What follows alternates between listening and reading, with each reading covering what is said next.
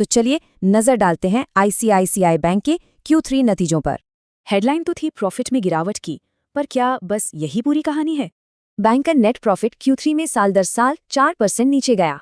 और इस खबर से मार्केट में निराशा छाई और स्टॉक नीचे लुढ़क गया। लेकिन असली कहानी तो इस हेडलाइन के पीछे छिपी है ना? देखिए, बैंक की जो कोर कमाई है, नेट इंटरेस्ट इनकम, वो तो 8% बढ़ी है। और यही तो इनकी असली ताकत है। प्रॉफिट मार्जिन भी करीब 4.3% पर बने रहे। लोन और डिपॉजिट ग्रोथ भी एकदम स्टेबल है। मतलब कोर बैंकिंग इंजन तो बढ़िया काम कर रहा है। तो सवाल उठता है कि अगर कोर बिजनेस मजबूत है तो प्रॉफिट गिरा क्यों? तो इसकी वजह कोई बिजनेस की कमजोरी नहीं, बल्कि एक वन टाइम रेगुलेटरी इम्पैक्ट था। ये इम्पैक्ट आया एक्स्ट्रा प्रोविजनिंग की वजह से, एग्रीकल्चर लोन के एक नियम के चलते। मतलब ये समझना जरूरी है कि ये लोन की खराबी नहीं, बस एक नियम का असर था। तो चलिए अब जरा बैंक की लोन बुक की सेहत पर भी नजर डाल लेते हैं।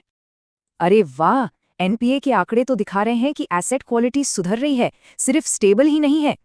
इसका मतलब रिटेल और एसएमई लोन्स में कोई खास टेंशन वाली बात नहीं है। तो यहाँ दो कहानियां हैं, एक है बाजार का शोर और दूसरी है बिजनेस की असलियत। तो ये साफ है कि हेडलाइन के शोर से ज्यादा जरूरी है डेटा को समझना।